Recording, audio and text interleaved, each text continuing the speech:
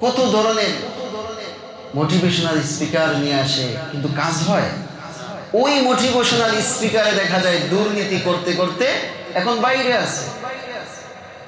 কত সুকুন টুকুন চলে গেছে না বাইরে?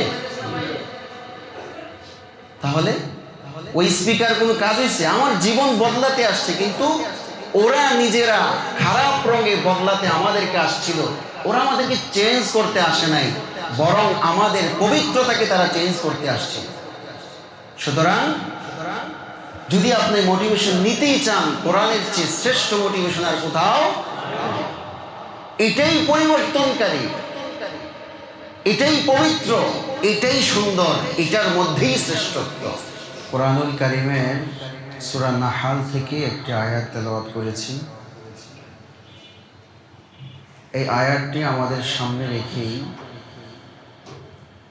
আজকে সংক্ষিপ্ত কিছু কথা বলার চেষ্টা করব, যে কথাগুলো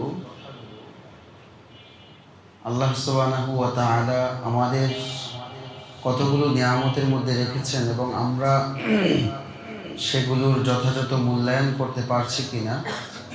এই আয়াতগুলো আমাদের সামনে থাকলে আমাদের সামনে স্পষ্ট হয়ে যাবে যে আল্লাহ আমাদের জন্য রাস্তা খুলে রেখেছেন, কিন্তু দুঃখের বিষয় হলো যে আমরা সেই রাস্তায় চলি না।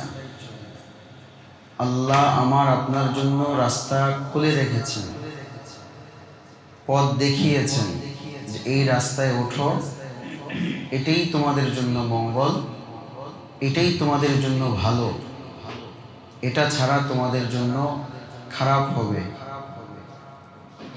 সূরা নাহাল এবং সূরা রুমের মধ্যে আল্লাহ রাব্বুল আলামিন আমাদেরকে এমন কিছু নির্দেশনা দিয়েছেন। প্রথমে আমরা আসি, আমরা ছোট বড় প্রত্যেকেই প্রশান্তি, একটু আরাম, একটু পেরেশানি মুক্ত অবস্থা, জীবন চলা ফেরা সব কিছুতেই চাই। দেখুন, একটা ছোট বাচ্চা, ওই বাচ্চাটা স্কুলে যেতে চায় না। এর কারণ হচ্ছে তার স্কুলে মন বসে না। সে যদি বাড়িতে থাকে, মোবাইল দেখতে পারে, তার দিলের ভিতরে একটা শান্তি আসে। তাহলে এই ছেলেটা মোবাইল দেখার জন্য, পড়া থেকে বাঁচার জন্য সে শান্তি খুঁজে বেড়ায়, মার সঙ্গে রাগারাগি করে, বাবার সঙ্গে রাগারাগি করে, দাদার সঙ্গে রাগ দেখায়, শুধুমাত্র তার প্রশান্তির জন্য। এটা একটা ছোট বাচ্চার অনুভূতি। একজন খেলা প্রেমী, সে খেলতে খুব পছন্দ করে, তাকে আপনি স্কুলে কলেজে পাঠালেও সে যাবে না, বরং সে খেলতে চলে যাবে, কারণ সে খেলার মধ্যে শান্তি খুঁজে পায়। একজন কর্মজীবী মানুষ,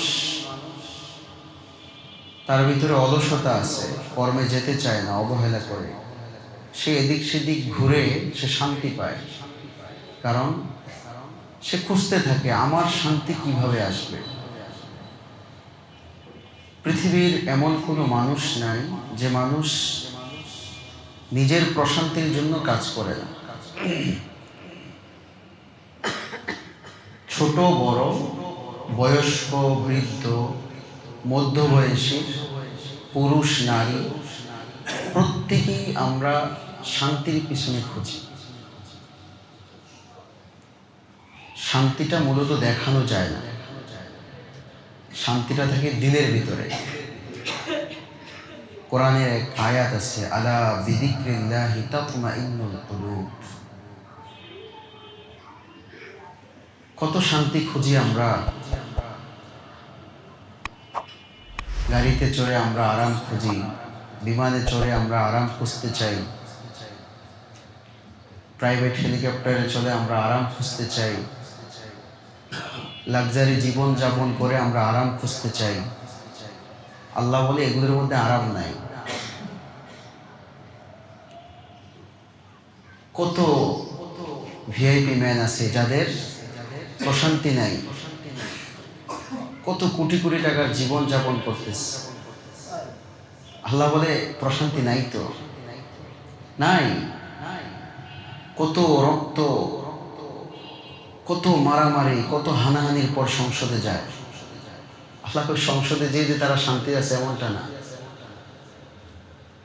কত প্রতিবেশীর সঙ্গে মারামারি করে জায়গা দখল করে সেখানে বিশাল অট্টালিকা বানায়, অন্যের জমি দখল করে সেখানে বাড়িঘর করে, অন্যের টাকা মেরে দিয়ে বিদেশের মধ্যে পাচার করে দেশের টাকা নিয়ে যায়।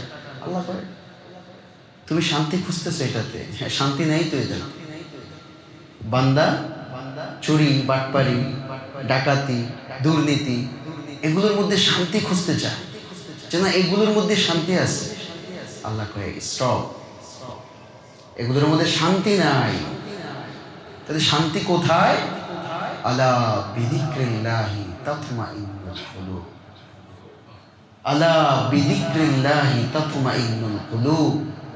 বান্দা, আমি আল্লাহ তোমার অন্তরে যে জিকিরের মাধ্যমে প্রশান্তি দান করি, এটাই হচ্ছে তোমার সবচেয়ে বড় প্রশান্তি।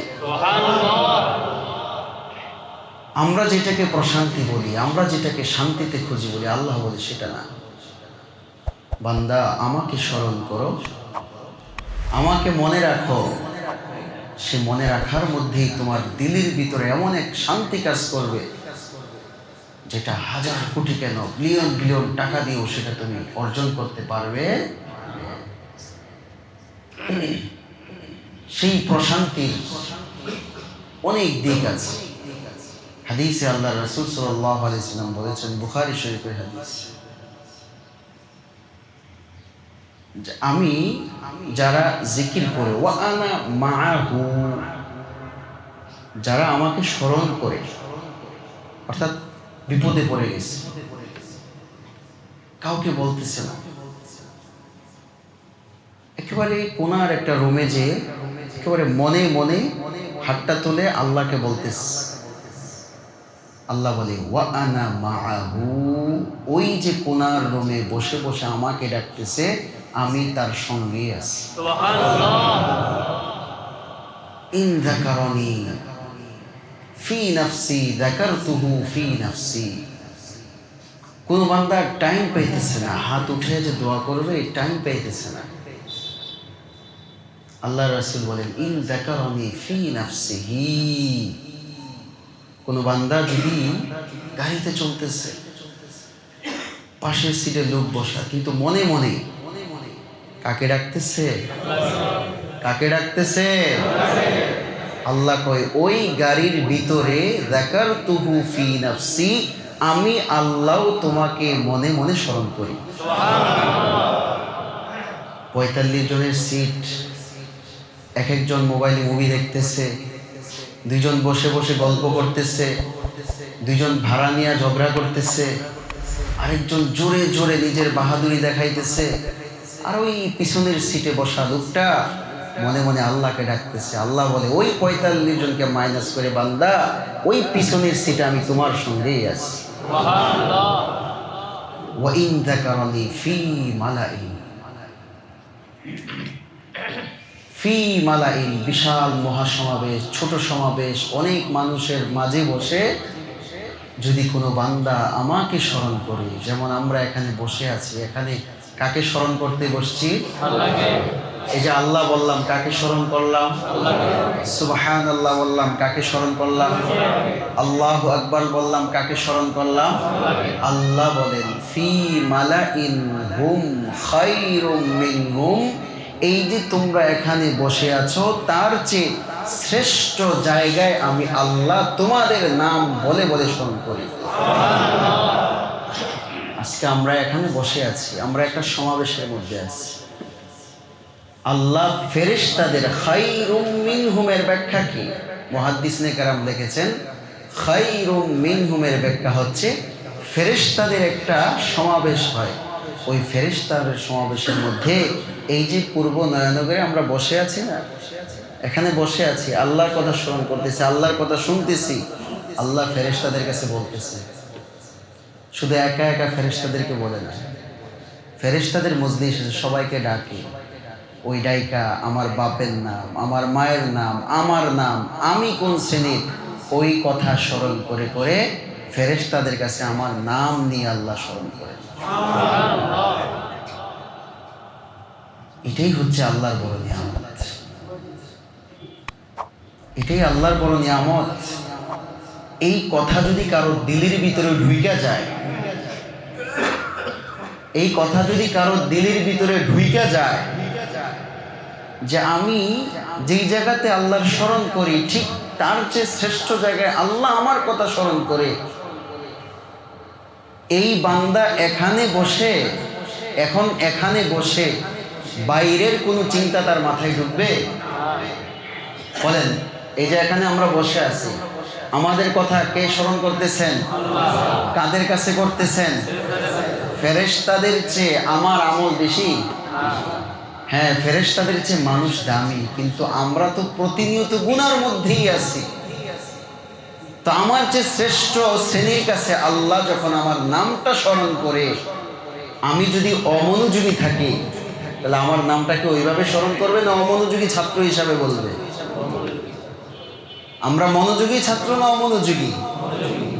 তাহলে আল্লাহর কাছে সবসময় বলতে হবে, আল্লাহ আমার কথাটা ফেরেশতাদের কাছে আপনি এমনভাবে বলবেন যেমন আমি আপনার দিকে মনোযোগী।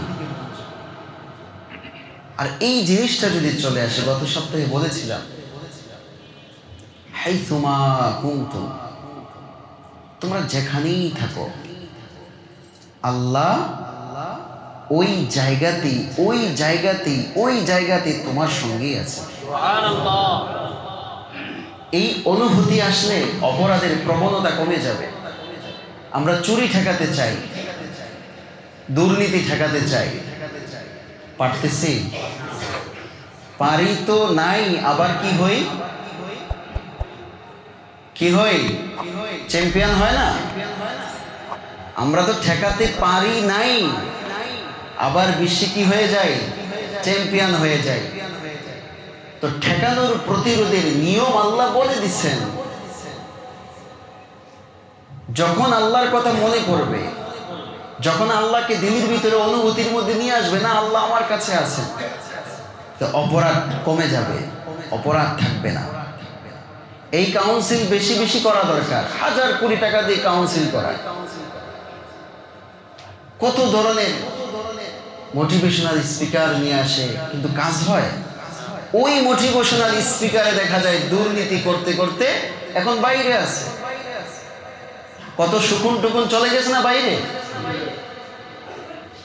তাহলে ওই স্পিকার কোনো কাজ হয়েছে? আমার জীবন বদলাতে আসছে, কিন্তু ওরা নিজেরা খারাপ রঙে বদলাতে আমাদেরকে আসছিল। ওরা আমাদেরকে চেঞ্জ করতে আসে নাই, বরং আমাদের পবিত্রতাকে তারা চেঞ্জ করতে আসছে। সুতরাং যদি আপনি মোটিভেশন নিতেই চান, কোরআনের চেয়ে শ্রেষ্ঠ মোটিভেশন আর কোথাও। এটাই পরিবর্তনকারী, এটাই পবিত্র, এটাই সুন্দর, এটার মধ্যেই শ্রেষ্ঠত্ব। সুতরাং এই জায়গা থেকে আমাকে আসতে হবে। আলা বিযিকরিল্লাহি তাতমাইন্নুল কুলুব। জীবনের যে কোনো ক্ষেত্রেই থাকি না কেন, জীবনের যে পর্যায়ে থাকি না কেন, সর্বক্ষেত্রে আল্লাহ তাআলার স্মরণকে সামনে রাখা। কিভাবে স্মরণ রাখবে? লা ইলাহা ইল্লাল্লাহ, লা ইলাহা ইল্লাল্লাহ, লা ইলাহা ইল্লাল্লাহ। অনেক বড় জিকির, ছোট্ট জিকির, শ্রেষ্ঠ জিকির লা ইলাহা ইল্লাল্লাহ। হাঁটতে চলতে সব জায়গায় শুধু এই কথা বলবো, আল্লাহ আপনি ছাড়া কেউ নেই, আপনি ছাড়া কেউ নেই। এই কথাটা বলা মাত্র আল্লাহ খুশি হন না? আল্লাহ খুশি হন, আল্লাহ রহমত নাজিল করেন, আল্লাহ আমার জীবনে বরকত দেন। আমরা বরকত খুঁজি কি? আমার অনেক টাকা হবে, সেটার মধ্যে বরকত। অনেক বিধর্মীরা অনেক কোটি টাকা না? একটা মুসলমানের এমনও আছে যাদের ব্যক্তিগত বিমান নাই, কিন্তু এমন খ্রিস্টান আছে তাদের ব্যক্তিগত বিমানেরও অভাব নাই। তাহলে ওর অনেক টাকা আছে না? টাকা বেশি হওয়া এটাই কি বরকত? টাকা বেশি হওয়া এটা বরকত না। সবচেয়ে বড় বরকত হলো আমি আপনি ঈমানের উপর আছি। সবচেয়ে বড় বরকত কি? আমি আপনি যে ঈমানদার, আমি আপনি যে মুসলমান, এর চেয়ে বড় বরকত পৃথিবীর মধ্যে আর কিছু নাই। এই ঈমানদার হওয়ার পরে আমার আপনার নেক আমলের উপর থাকা, ভালো কাজ করতে থাকা, এটা আরো বড় নিয়ামত। আমাকে আল্লাহ কত অসুস্থতা থেকে বাঁচিয়ে রাখছে। এমন অনেক মানুষ আছে তার মাসে 1-2 লাখ টাকা দেয় শুধু ডাক্তারের, কিন্তু আমার 1 টাকাও লাগতেছে না। আমি যা খাচ্ছি বিসমিল্লাহ, সকালবেলায় 3 কুল পড়তেছি সব ধরনের বিপদ আপদ থেকে বেঁচে থাকার জন্য, আল্লাহুম্মা জিরনি পড়তেছি। আল্লাহ আমাকে হেফাজতে রাখছেন, কোনো ধরনের পেরেশানি নেই জীবনের। এটা একটা বড় বরকত। পেরেশান মুক্ত জীবন, হালাল উপার্জনের জীবন, হালাল পন্থায় থাকার জীবন, এটা আল্লাহর পক্ষ থেকে দেওয়া একটা বড় নিয়ামত। এই নিয়ামতের উপর আমাদেরকে থাকতে হবে, চলতে হবে, এটাকেই বরকত মনে করতে হবে এবং এটাকেই মনে করতে হবে যে আল্লাহর পক্ষ থেকে দেওয়া বরকত। সুতরাং আমার দিলের ভিতরে আলা বিযিকরিল্লাহি তাতমাইন্নুল কুলুব, জীবনকে যদি প্রশান্তময় করতে চাই, জীবনে যদি শান্তি পেতে চাই, জীবনটাকে যদি উপভোগ করতে চাই, তাহলে প্রতিটা মুহূর্ত আল্লাহর জিকির ছাড়া আমার কোনো বিকল্প।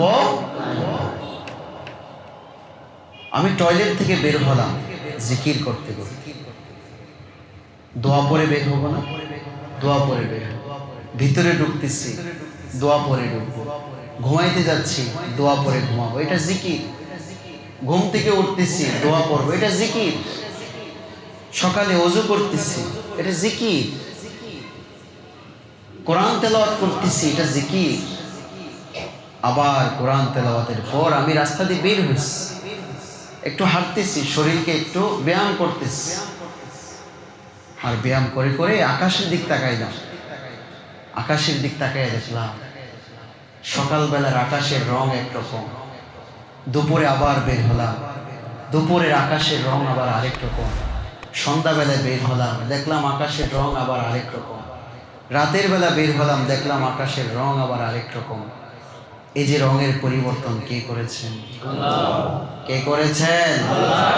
এই যে সকালবেলায় আমি চিন্তা করব, সকালের এই দৃশ্য তো দুপুরে থাকে না, দুপুরের এই দৃশ্য তো বিকালে থাকে না, বিকালের এই দৃশ্য তো রাতের বেলায় থাকে না, রাতের গভীর রাতের এই দৃশ্য তো শেষ রাতে থাকে না। এই যে পরিবর্তনটা যিনি করেছেন তাকে ছাড়া আমার কোনো কেউ নেই। আল্লাহ তাআলা সেই কথাগুলো সূরা লুকমানের 20 নম্বর আয়াত থেকে বলতেছেন, বান্দা আমাকে কিভাবে স্মরণ করবা, আমাকে স্মরণটা করবা কিভাবে, আমাকে জিকিরের মধ্যে কিভাবে নিয়ে আসবা। তোমার তো হয়তো স্মরণ থাকবে না, তোমার হয়তো টাইম থাকবে না কোরআন তেলাওয়াত করার, জিকির আজকার করার। বাকি জিকির শুধুমাত্র মুখে মুখে বলবা, এটাই কেবলমাত্র জিকির না, আরো অনেক ধরনের জিকির আছে। তোমাকে আমি বলতেছি, শোনো এবার। আল্লাহ আমাকে আপনাকে শোনাইতেছে। আল্লাহ তাআলা বলেন, ওয়ামিন আয়াতিহি আন খালাকাকুম মিন তুরাব সুম্মা ইযা আনতুম বাশারুন তানতাশিরুন।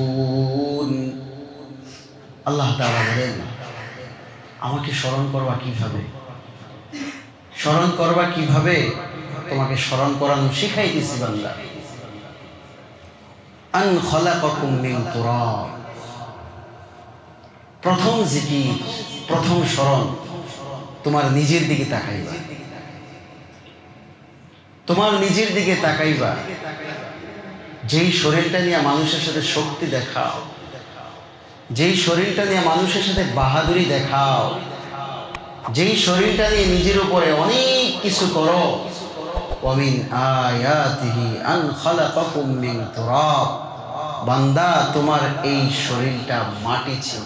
কি ছিল? আওয়াজ নাই, কি ছিল? আল্লাহ বলেন, ওয়ামিন আয়াতিহি আন খালাকাকুম মিন তুরাব বান্দা কিছুই তো ছিল না, এত বাহাদুরি কোত্থেকে আসলো, এত পাওয়ার খাটানোর মেজাজ কোত্থেকে তৈরি হইল, এত শক্তি কিসের বড়াই দেখাও তুমি? মাটি ছিল। কি ছিল? এটা কি ছিল? এটা কি ছিল? মাটিরে কাটবে, মাটিরে কত কিছু করবে, কিছু বলে? মানুষ এমন সিফাতের হতে হবে, মানুষ এমন সিফাতের হতে হবে। মিন তুরাব, মাটি ছিল, আর কিছুই ছিল না। সুম্মা ইদা আনতুম বাশার, আমি আল্লাহ ওই মাটি থেকে তোমাকে মানুষ বানাইলাম। তানতাশিরুন, আরে মানুষ বানাইয়া তুমি তানতাশিরুন, পুরো পৃথিবী ভ্রমণ করে বেড়াইতেছ। সুবহানাল্লাহ বললেন না? যদি গুনাহ টুনা হয়ে যায়। আমাকে আল্লাহ বানাইলেন কিসের থেকে? মাটি থেকে। বানানোর পর আল্লাহ বললেন কিছুই তো ছিল না, মানুষ বানাইলাম। তানতাশিরুন, আর এখন পুরো জমিন চষা বেড়াইতেছ। চষা বেড়াও বান্দা, কোনো সমস্যা নেই, আমি তো তোমাকে চষা বেড়ানোর জন্য দিছি, তবে আমাকে ভুললা না, আমাকে ফজরের পরে হাঁটতেছ, হাঁটার শক্তিটা কে দিচ্ছে? এই হাঁটার, এই মাটি পা কি ছিল? মাটির ছিল না? এই মাটি দিয়ে আল্লাহ হাড্ডি বানাই দিলেন। হাড্ডি দিয়ে ডায়াবেটিস নিয়ন্ত্রণের জন্য তুমি ব্যায়াম করো, মসজিদে আসতে পারো না, হারামখোর, বেহায়া, এর চেয়ে বড় হারামি আর পৃথিবীর মধ্যে কেউ নাই। সে শরীর রক্ষার জন্য ব্যায়াম করে মসজিদে ফজর নামাজ পড়তে আসে না, আল্লাহর সঙ্গে তার চেয়ে বড় বেয়াদব আর কেউ। বিশ্বাস হয় না? মিন আয়াতিহি আন খালাকাকুম মিন তুরাব। ডাক্তার আমার শরীর বানাইছে? ডাক্তারের কথা মানলাম, আল্লাহর কথা মানি না কেন? এর চেয়ে বড় হারামি আছে? এর চেয়ে বড় বেয়াদব আছে? আল্লাহর কথা যে মানে না, তার চেয়ে বড় বেয়াদব আছে পৃথিবীতে? এমন বেয়াদবের সংখ্যা পৃথিবীর মধ্যে কম না বেশি? এই সংখ্যা কমাইতে হবে কিনা? জিরোতে আনতে হবে কিনা? জিরোতে যদি না আসি কোথায় যাব আমরা? জাহান্নাম ছাড়া বিকল্প। বিশ্বাস না হলে কবরবাসীর উড়িয়ে দেখেন, কবরবাসীদেরকে উড়ান। যদি ওরা কথা বলতে পারতো, প্রত্যেক কবরবাসী আইসা সারা দিন রাত পাও ধরে রাখতো যে তুই মসজিদে যা, নামাজ পড়, হারাম খাইস না, দুর্নীতি করিস না, এগুলা আইসা প্রতিদিন পা জড়াইয়া বলতো, কানতো যে তুই এটা করিস না। এতটা কঠিন, এতটা কঠিন। আল্লাহ বলেন ومن آياته أن خلقكم من تراب, আমি আল্লাহ তোমাকে মাটি থেকে বানাইলাম। সুম্মা ইদা আনতুম বাশারুন তানতাশিরুন, ও বান্দা তোমাকে একটা সুন্দর শরীর দান করলাম, তোমার এই গোষ্ঠীর ভিতরে সবগুলোকে নিয়ন্ত্রণ রাখার জন্য আমি আল্লাহ হাড্ডির ব্যবস্থা করলাম। পুরো শরীর যেন সুন্দরভাবে নিয়ন্ত্রণ করতে পারে, আমি আল্লাহ কতগুলো রোগের মাধ্যমে সেগুলোর ভিতরে রক্ত ঢুকালাম। এই যে তোমার শরীরের ভিতরে রক্ত ঢুকালাম, হাড্ডি ঢুকালাম, এই সব কিছু করার পর যখন তোমরা দুনিয়ার ভিতরে চলো, ওয়ালা তামশি ফিল আরদি মারহা, বান্দা আমার দেওয়া শরীর নিয়ে, আমার দেওয়া পা নিয়ে যখন জমির উপরে রাখো, ওয়ালা তামশি ফিল আরদি মারহা, এক মুহূর্তের জন্য অহংকারের পা তোমরা জমিনের উপর রাখিও না। অহংকার করে একটা পাও জমিনের উপর কি করা যাবে না, কারণ এই জমিন কখনো অহংকারীকে পছন্দ করে না। যত পৃথিবীর অহংকারী আছে, বাহাদুর আছে, সবগুলোকে আল্লাহ মাটির সঙ্গে মিশিয়ে দিয়েছে। কারুনের কথা মনে নাই? কারুনের কথা মনে আছে? তার চেয়ে বড় সম্পদশালী কি ট্রাম্প হয়ে গেছে? কেউ হয় নাই, পৃথিবীর কেউ হতে পারে নাই। তার চেয়ে বড় সম্পদশালী এখন পৃথিবীর মধ্যে নাই, আল্লাহ তাকে তার চেয়ে আরো অনেক বেশি সম্পদ দিয়েছেন, ওরেই আল্লাহ মাটির নিচে ডাবাই দিছে। তো আমি আপনি কে? কোন সলিমুল্লাহ? আমি আপনি কে? তো আমি আপনার এত কি অহংকার, এত বাহাদুরি কিসের? আমি আপনি তো কিছুই না। ওই কারণে যদি আল্লাহ নিচে ডাবাইতে পারে, তো আমার তো সাত জমিনে নিচে ডাবাই দিবে। এই জন্য ভাইরা আমার, পৃথিবীর বড় শক্তিধরকে আল্লাহ যখন শাস্তি দিয়েছেন, ফেরাউনকে মারছেন না? ফেরাউনের সম্পদ কম ছিল? ফেরাউনের ক্ষমতা কম ছিল? ফেরাউনের টাকা পয়সা মনে কম ছিল? তাহলে কোথায় গেছে? থাকতে পারছে? ওই আল্লাহ আছে না এখনো? তো আমি কে? আমি আপনি কে? এই জন্য আল্লাহ বলেন, বান্দা শিক্ষা নাও, পিছনে তাকাও, ইতিহাস ঘাটো, পিছনে তাকাও, সামনে তাকাও না। কোথায় তাকাও? পিছনে তাকাও, তাদের দিক তাকাও, তাকায় নিজের জীবনে পরিবর্তন নিয়ে আসো। আল্লাহ আমার সাথেও আছেন, আল্লাহ আমারও ধরবেন। এই জন্য সাবধান। আল্লাহর এক নাম্বার স্মরণ হচ্ছে নিজের দিকে তাকাও। প্রতিদিন নিজের দিকে তাকাও, মাঝে মাঝে হাতের দিকে তাকাও। আমরা তো খালি সুন্দর খুঁজি, মাইয়া সুন্দর খুঁজি, পোলা সুন্দর খুঁজি, সুন্দর না হলে তারা বিয়ে দিতে চাই না। কালা বেড়া কই, এটারে কই কালা বেড়া, এটারে কই কালো বেড়ি, দিতে চাই না, আনতে চাই না। কেন? ওই শরীর দিকে। আল্লাহ আরে ওইটির দিকে কম তাকাও, তাকাও কি নিজের বডির দিকে তাকাও। ওরে আল্লাহ, আল্লাহ কত সুন্দর একটা চামড়া দিচ্ছেন, তাকাও হাতের দিক। তুমি লাগতে পারতেছো? এমন অনেক তোমার বয়সের লোকেরা আছে লাগতেই পারে না, অনেকের আঙ্গুলে নাই।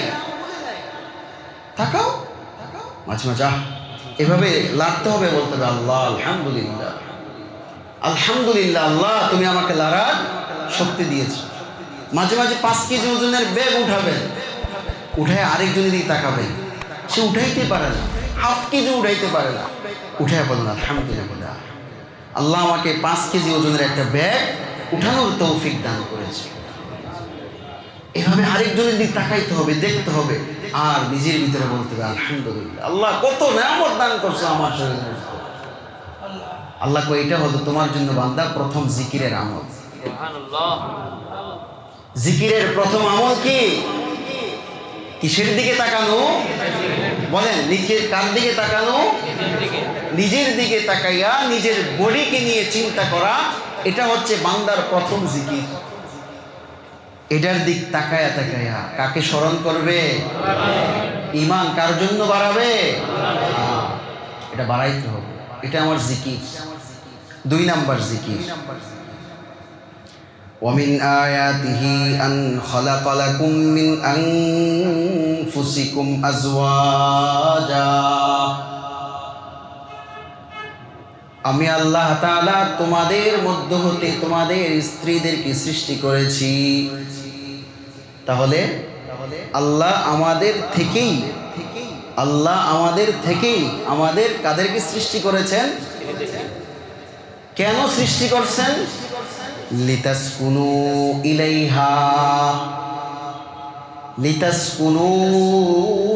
ইলাইহা, যাতে তোমরা স্ত্রীদের সঙ্গে প্রশান্তিতে বসবাস করতে পারো। আল্লাহ কি বলছেন? তোমাদের স্ত্রীদেরকে সৃষ্টি করছি যাতে তোমরা প্রশান্তিময় জীবন উপভোগ করতে পারো। এখন আমার প্রশ্ন হলো, এখানে যত স্বামীরা আছেন, আজকে কে কে ঝগড়া করে আসছে? আল্লাহ কি বলছে? লিতাসকুনু ইলাইহা, যাতে কি করো?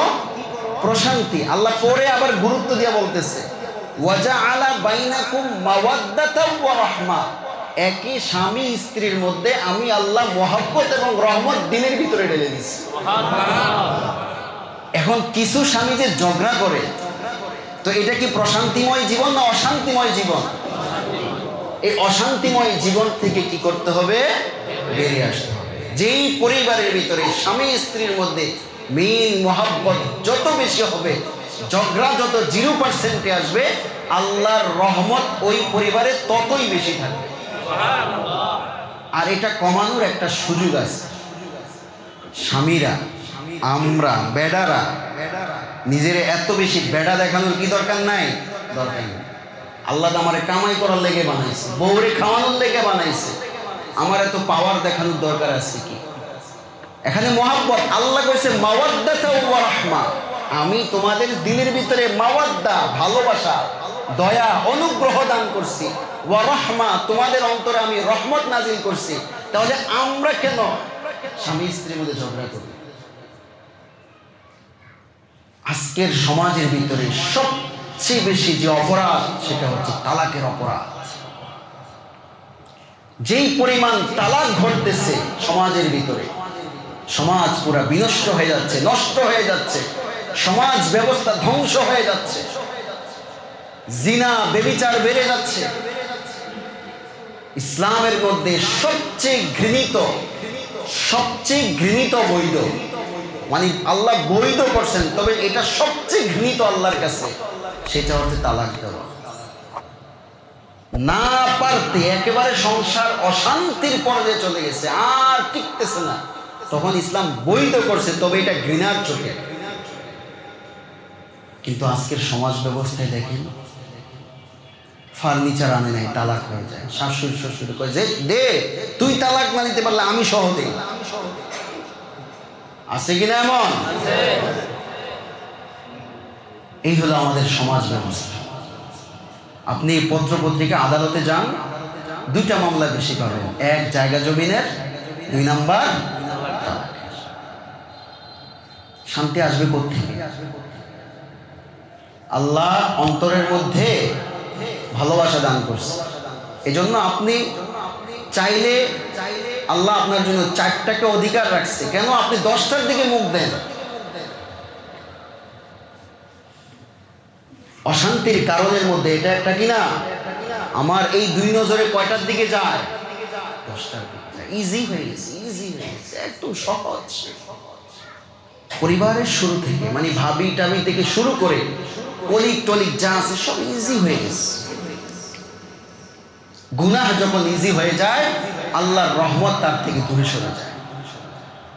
এই জন্য এই জঘন্য জিনিস থেকে আমাদেরকে বের হতে হবে। বিশেষভাবে আমরা যারা ইয়াং বয়সের আছি, আমরা চেষ্টা করব আমাদের দৃষ্টিকে হেফাজত করার জন্য, আমাদের লজ্জাস্থানকে হেফাজত করার জন্য। আল্লাহর নবীর একটা হাদিস শুনে আপনাদের, মাই ইয়াজমান লি, আল্লাহর নবী বলেছেন, যে ব্যক্তি আমার কাছে জিম্মাদারি দিতে পারে 2 জিনিসের। কয় জিনিসের? 1 লজ্জাস্থানকে, আরেকটা হচ্ছে কোনো বর্ণনায় আসে চক্ষুকে, কোনো বর্ণনা আসে 2 ঠোঁটকে। 2 ঠোঁট, এটা চুপ রাখ, মিথ্যা চলে আসতেছে, পেটের ভিতরে কি করবে? আবার ঢুকাই ফেলবে, মিথ্যাটা বাহির করবে না। অনেক গীবত করতে মন চাইতেছে, মানে তাকে মানে উল্টে ফেলবে, মানে তার বিরুদ্ধে বদনাম করতে, ওরা তো কিছুই করতে পারবে না, কিন্তু বাহিরে যে এমন শক্তি দেখায়, মানে মনে হচ্ছে যে ওর জীবন তামা তামা করে দেবে, কিন্তু ওর সামনে গেলে কেমন আছে, এমন মুনাফিক আছে কিনা? এই যে গীবত যে করতেছে, ঠিক যখনই গীবতের কথা আসবে ঠোঁট বন্ধ, কি করবে না? বলবে না। আল্লাহ রাসূল বলেন, মন চাইছে অন্যায় কাজ করতে, জিনা ব্যভিচার করতে, দাঁড়াই যাও, না এটা হবে না, নো। জবানে খারাপ কথা বলতে মন চাইছে, তালা দিতে হবে। আল্লাহ রাসূল বলেন, আমি এই ব্যক্তিকে জান্নাতে নেওয়ার জিম্মাদারি নিয়ে নিলাম। শুধু জবান আর লজ্জাস্থান, শুধু জবান আর লজ্জাস্থান, আল্লাহ রাসূলের হাতে জিম্মাদারি। তো আল্লাহর রাসূল সবচেয়ে পাওয়ারফুল হবেন কিনা আখেরাতে? তো উনি যদি জিম্মাদারি নিয়ে নেয়, আমার কোনো টেনশন আছে? আল্লাহ আমাদের সবাইকে তৌফিক দান করুন, আমিন। আল্লাহ তাআলা বলেন, ওয়াজআলা বাইনাকুম মাওয়াদ্দাতা ওয়া রাহমা, আমাদের সমাজ ব্যবস্থার ভিতরে আমরা চেষ্টা করব অন্তত আমার মুসলিম ভাইদের মধ্যে যারা আছেন, স্বামী স্ত্রীর মধ্যে যত মিল মোহাব্বত বাড়ানো যায় আল্লাহর রহমত ওই পরিবারের মধ্যে বেশি থাকবে। এই জন্য আজ থেকে আমাদের চেষ্টা থাকবে আমার স্ত্রীর সঙ্গে আমার মিল মোহাব্বত যেন পৃথিবীর একটা উদাহরণ হয়ে থাকে।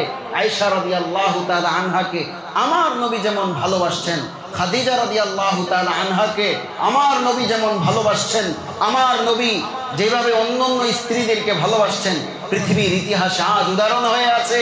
কোরআনের মধ্যে তাদের কথা আসছে, ঠিক তেমনিভাবে ইতিহাসেও আমার নাম লেখা থাকবে যে আমার স্ত্রীদের মধ্যে আমার কেমন ভালোবাসা ছিল।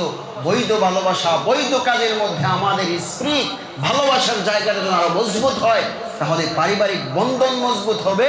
আমার সন্তানরাও বৈধভাবে হালাল পন্থায় উপরে ওঠার জন্য আল্লাহ তাআলা তাদের উপরও রহমত নাযিল করবে। এই জন্য ভাইয়েরা আমার, আমাদের ঘর থেকে ঝগড়া কমাই দিব, আমাদের ঘর থেকে ঝগড়া কমাই দিব। কোনোভাবে স্বামী স্ত্রী কোনোভাবে যেন ঝগড়া না হয়। একজন চুপ হয়ে যাব, আমি চুপ হব। কেন? আমি পুরুষ, আমার কন্ট্রোলিং শক্তি বেশি, সুতরাং আমাকে চুপ হতে হবে, আমাকে এই পরিচয়টা দিতে হবে।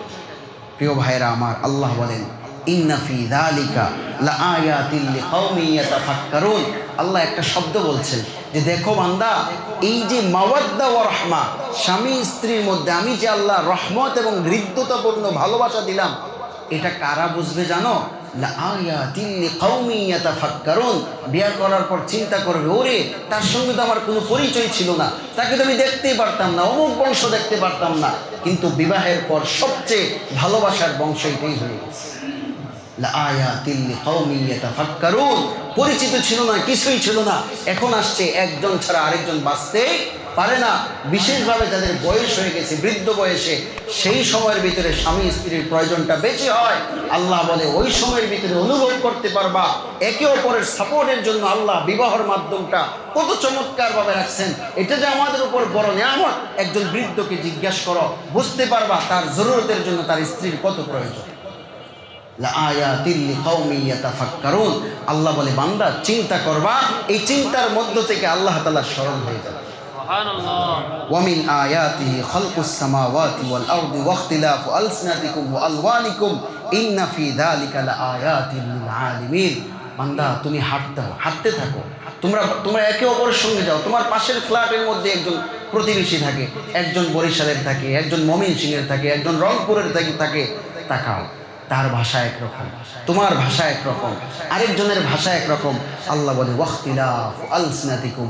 এই যে ভাষার পরিবর্তন, তুমি আরেকজনের ভাষা শুনে বলবা যা তার ভাষার সঙ্গে তো আমার ভাষা মিলে না। এই যে পরিবর্তন, ভাষার পরিবর্তন সে করাইছে। এই সময় আল্লাহকে স্মরণ করো যে আল্লাহ আমাকে কত সুন্দর ভাষা দান করছেন, তার ভাষা বোঝার সক্ষমতা আমাকে দান করছেন। ওয়ালওয়ানিকুম, বান্দা তোমার স্ত্রীর চেহারা কালো, তোমার চেহারা সুন্দর, তোমার সন্তানের চেহারা কালো, তোমার নাতিপুতির চেহারা সুন্দর। এই যে সুন্দরের পরিবর্তন, এই যে কালোর পরিবর্তন কে দান করছেন? আল্লাহ। এই যে কালার যিনি দান করেছেন তাকে কি করতে হবে? স্মরণ করতে হবে। এমনও হাজারো মানুষ আছে সুন্দর চেহারাওয়ালা পুরুষ, একেবারে সেই পুরুষ একজন কালো মেয়ের জন্য পাগল হয়ে গেছে। এই যে কালো এবং সাদার মধ্যে কোনো ভেদাভেদ আছে? এই যে ভেদাভেদ না, একজনের প্রতি আরেকজনের আকর্ষণ তৈরি হওয়া। আল্লাহ সূরা ৩-এর মধ্যে বলেন লাকাদ খালাকনাল ইনসান ফি আহসানি তাকওয়িম। মানুষের চেহারা কোনো কালার আর দিয়ে মানুষের প্র্যাকটিস করা যায় না, মানুষকে পছন্দ করা যায় না। মানুষের অন্তরের ভিতরে আল্লাহ তাআলা এমন একটা শক্তি, ভালোবাসার জায়গা দান করেছেন। লাকাদ খালাকনাল ইনসান ফি আহসানি তাকওয়িম।